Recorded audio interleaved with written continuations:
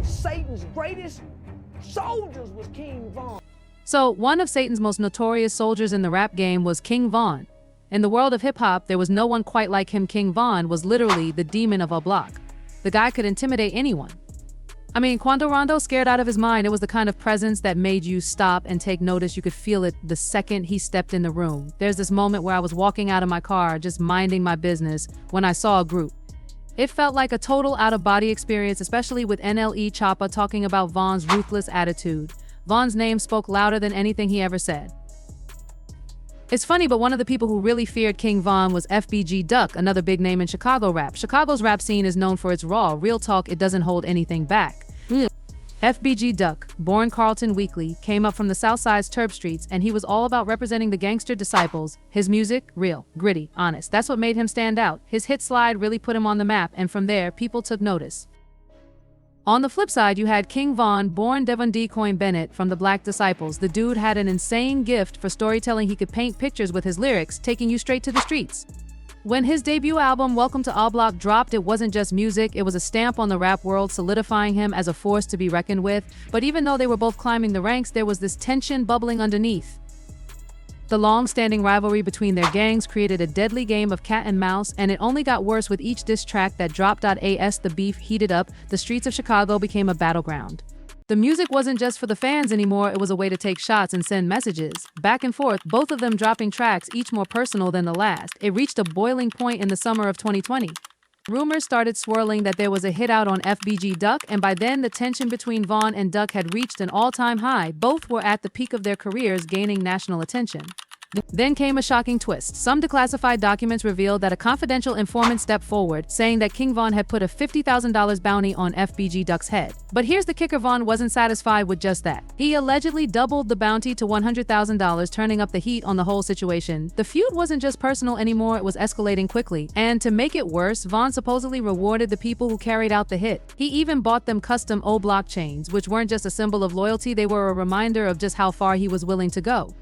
Then, on August 4th, 2020, it all came crashing down. FBG Duck was shot down in broad daylight in Chicago's upscale Gold Coast neighborhood. It only took 12 seconds minus 38 shots fired, 16 of them hitting Duck. It was a cold, calculated execution. The hip-hop world was stunned, and it wasn't just a loss for Duck's family and fans, it was a wake-up call about how high the stakes were in this violent, unpredictable world. Afterward, more rumors spread saying that Von had ordered the hit. Duck's mother even spoke out, expressing her fears and suspicions that Von was involved. "You know how twisted you have to be for the mother of a gangster to be genuinely scared of you," she said. And that pretty much summed up who King Von was. Now, if you think that's where the story ends, think again. Next up was Lil Durk, another big name from Chicago who wasn't just a fellow rapper but more like Von's mentor and brother.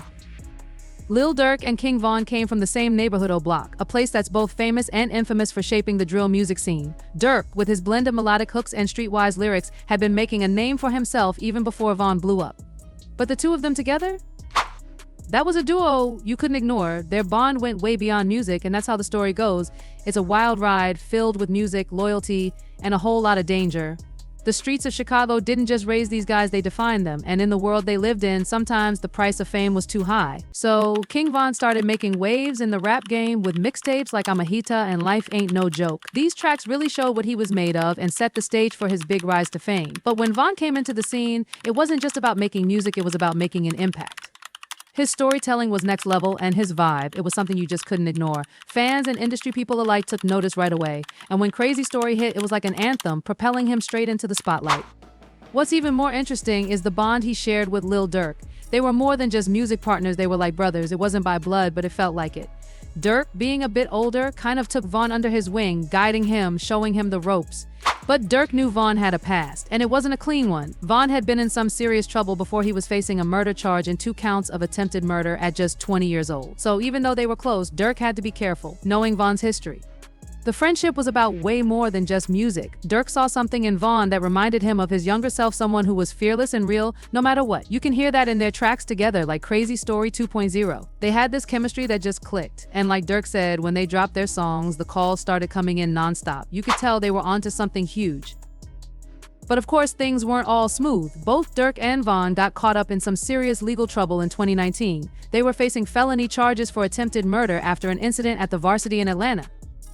The whole thing was wild. There were accusations of a shooting and robbery, but in the end, the charges were dropped in 2022. It just showed how dangerous things could get for them.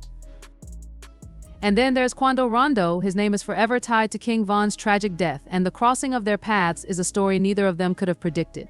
Quando, hailing from Savannah, Georgia, had been steadily making his mark in the rap game long before that fateful night in Atlanta. His music, full of raw emotion and authenticity, spoke to those who had lived through similar struggles, and that connection with his audience helped elevate him in the world of hip-hop.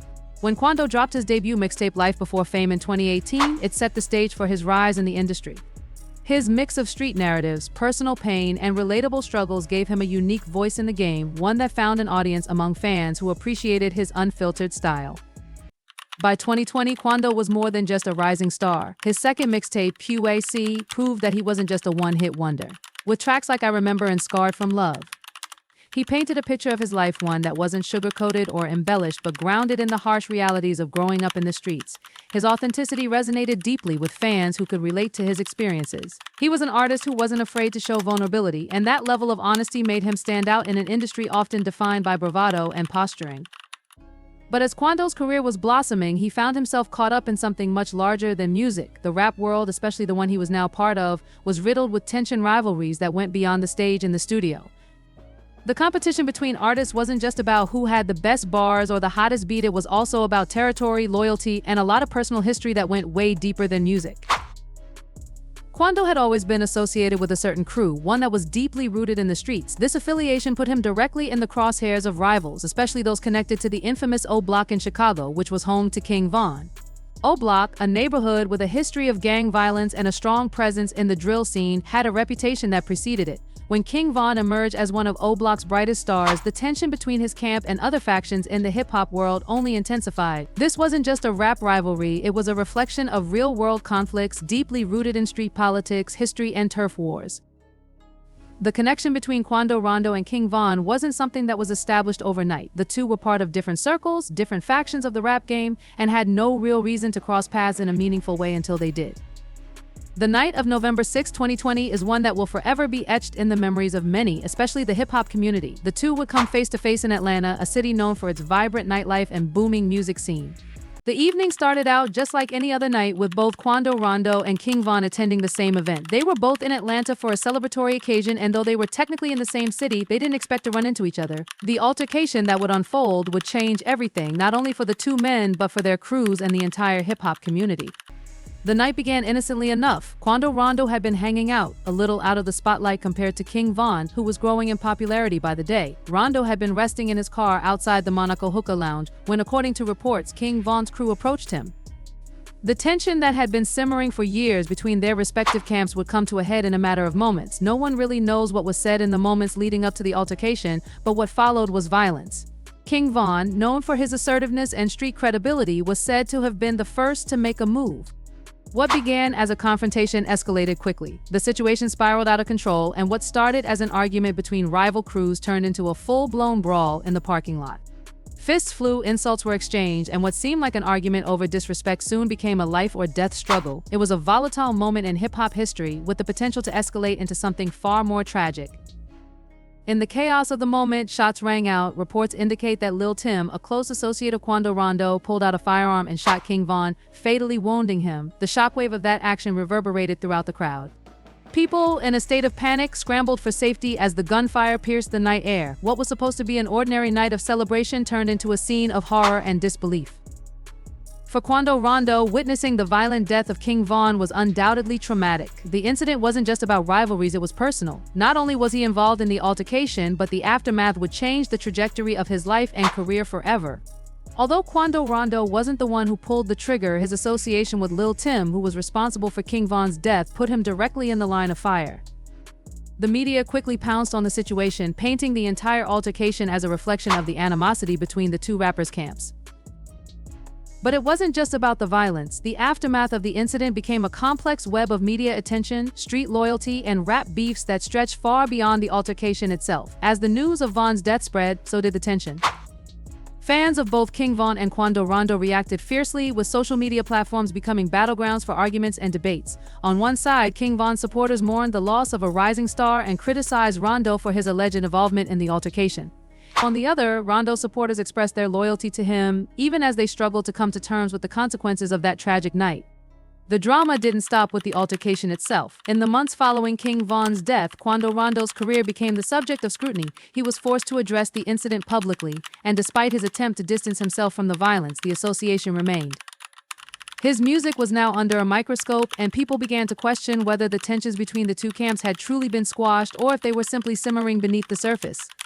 To make matters worse, Quando Rondo was faced with the burden of living with the emotional weight of what had transpired. The feud between him and King Von had now become something far more significant than just rap lyrics or street corners. It was about real lives, real violence, and the fallout of a tragic moment in time. As he navigated his life after the incident, Rondo found himself caught in a cycle of grief, regret, and the ongoing pressure of being at the center of a war that seemed to have no end in sight. But despite everything, Quando Rondo never stopped making music. He continued to build on his momentum in the rap world, releasing more projects and collaborating with high-profile artists. He was determined to prove that he could overcome the obstacles that had been placed in his path, even if the memory of King Von's death was always going to be a part of his story. His journey through the aftermath of that fateful night is a testament to the resilience of an artist caught in a storm far beyond his control. Through it all, Quando Rondo's story remains a stark reminder of how personal struggles, street violence, and the music industry intersect in ways that no one could predict. His name is forever intertwined with the tragedy of King Von's death, but it's also a testament to his determination to continue his journey through the ups and downs of a career built on authenticity, struggle, and survival. Even though Von and Rondo were from different places, they both had the same goal: to succeed in the rap game. But with both of their careers blowing up, tensions started to rise, and when you mix the competitive nature of the industry with personal issues, things are bound to get messy. Fast forward to November 6, 2020. That night, everything came to a head outside the Monaco Hookah Lounge in Atlanta. The vibe outside the lounge was electric. People were hyped up, enjoying the night, but no one knew what was about to happen. The tension between King Von and Quando Rondo had been building for a while, and that night it was like the fuse finally lit. It wasn't just another night out, it was a turning point that would change everything. It's crazy how quickly things can escalate when egos, rivalries, and fame are involved. It's not just about making music sometimes, it's about survival. The events of that night were a harsh reminder of how dangerous this world can be, especially when you're dealing with the kind of pressure these artists were facing. So picture this: King Von and his crew roll into Atlanta to celebrate the release of his latest project, completely unaware that the night was about to take a tragic turn. One minute, they're just walking from the car, excited to enjoy the night, and the next, Von's walking right into a situation that's about to blow up. It's crazy how fast things can change. On the flip side, Quando Rondo was also in Atlanta that night, but he was in his car, chilling, taking a nap, not knowing the storm was brewing. As the night goes on, the tension between the two crews starts rising. There's a lot of history there, a lot of bad blood. And before long, things hit a boiling point. Von's crew goes up to Quando's car and things get heated. It's said that Von was the one who started it, confronting Quando in a way that didn't leave room for things to calm down. And just like that, everything spirals out of control. Fists are flying, people are scrambling, it's chaos. Then, in the middle of all this, Lil Tim, who's with Quando, pulls out a gun. In what he later said was self-defense, he fires, hitting King Von. The sound of the shot rang through the night, and for a moment, no one knew what to think. It all happened so fast. In that moment, I was just thinking, why is somebody messing with my little brother? It was wild. Fast forward to November 2022, Quando Rondo drops 3,860 with NBA Youngboy. One of the tracks, Want Me Dead, throws more fuel on the fire, calling out King Von and his sister, KB. It was a clear move to keep the drama alive and make sure the beef didn't cool off. Now, let's talk about Lil Tim for a minute. He wasn't some random person caught up in this. He was deep in the mix of the drama, loyal to Quando and with a reputation of his own. He'd already faced some legal issues, like getting caught with guns and drugs earlier in 2020. He was making a name for himself in the rap scene, but his ties to the streets were always there. The relationship between Lil Tim and King Von? Yeah, it wasn't friendly. There was a lot of bad blood, and with both crews being involved in different sides of the rap game, tensions were always high. That night at the Monaco Hookah Lounge in Atlanta, it was like something was bound to pop off. Lil Tim, Quando, and their crew were there, and so was King Von and his guys. Things were already tense, and then the whole situation just exploded. TMZ even reported that Quando was just chilling in his car, taking a nap, when he woke up to see Von and his crew storming over. From there, punches were thrown, and it just escalated from there. And then, of course, the gunshots. The situation went from bad to worse fast. Lil Tim pulls out the gun, shoots a few times, but then, bam, the gun jams. In that moment of confusion, Von gets hit. The next thing you know, King Von, the rising star everyone was talking about, is on the ground. People couldn't even process what had just happened. But it didn't stop there. 5 other people were shot that night, including Lil Tim himself. The police came in quickly, securing the area, getting people medical help, and starting to figure out what led to this whole mess. Life on Chicago's South Side isn't easy, and for a lot of people, joining a gang feels like the only option to stay safe. But for Tuka, being part of the gangster disciples came with serious consequences.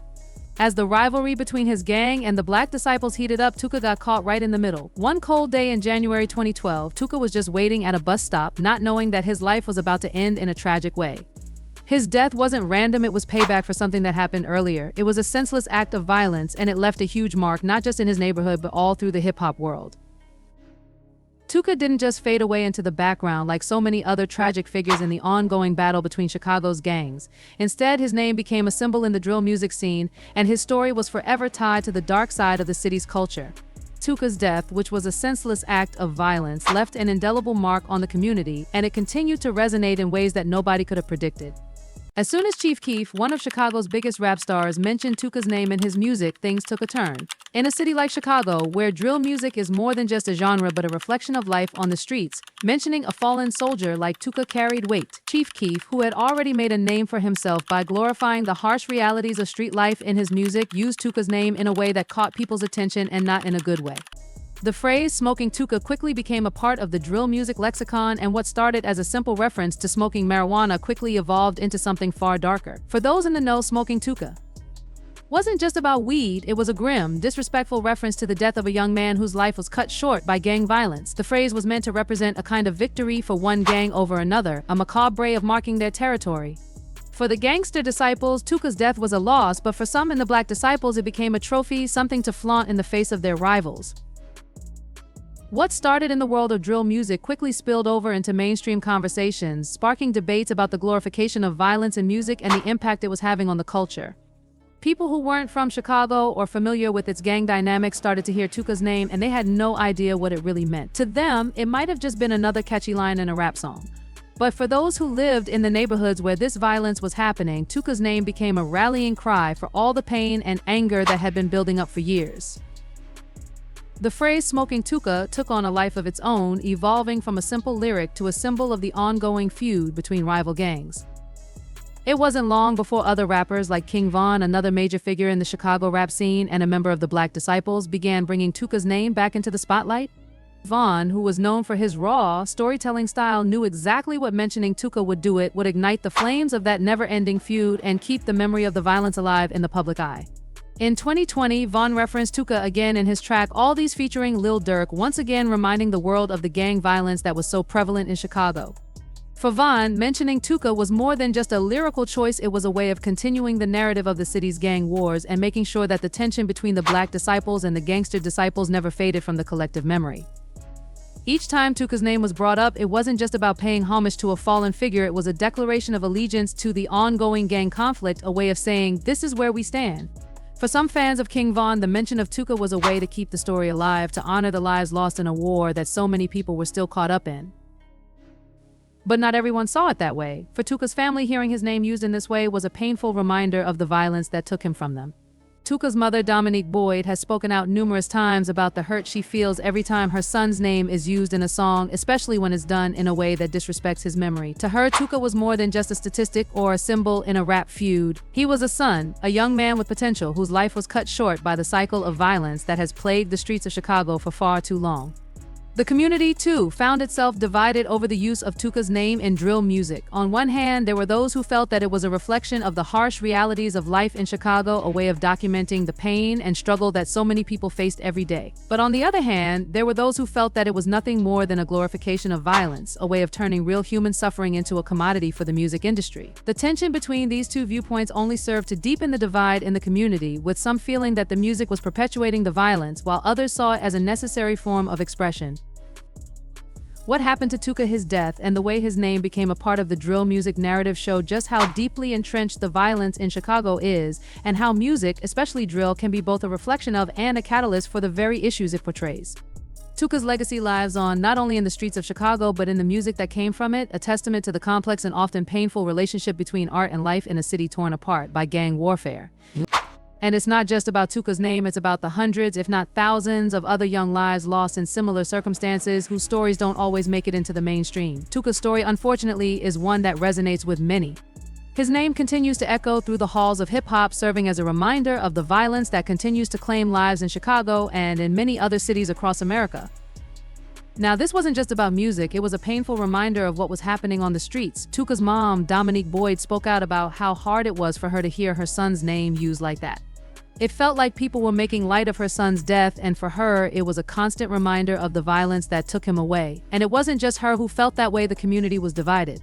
Some people saw it as a reality check about the streets, while others thought it was disrespectful. Then you've got Lil Reese, another major figure in Chicago rap and a close friend of King Von. Lil Reese grew up in the same tough environment where the streets didn't offer much hope, but he turned to music and it paid off. His big break came when he teamed up with Chief Keef on I Don't Like, and after that he was off to the races. Lil Reese and King Von were tight, they grew up together, shared the same circle, and made some great music together. Their tracks like So Many and Whoever showed how they pushed each other to be better. But as Von's star started rising, there was definitely some tension. It's common in the music game when one person gets bigger, it can make things a little awkward. Reese, who was already established, had to figure out how to navigate all of that. Despite the ups and downs, they stayed close until Von's tragic death. When Lil Reese heard about Von's passing, it hit him hard. He remembers his girl waking him up that night, saying, "Your homie just got killed." He didn't believe it at first. He hopped online to see for himself, and the reality hit him all at once. I was just like, wow, he says, still feeling the weight of that moment. King Von was a guy who was loved and feared by a lot of people. His name still carries weight in the streets, and that respect, whether it's from his fans or even his enemies, is what keeps his legacy alive, even now.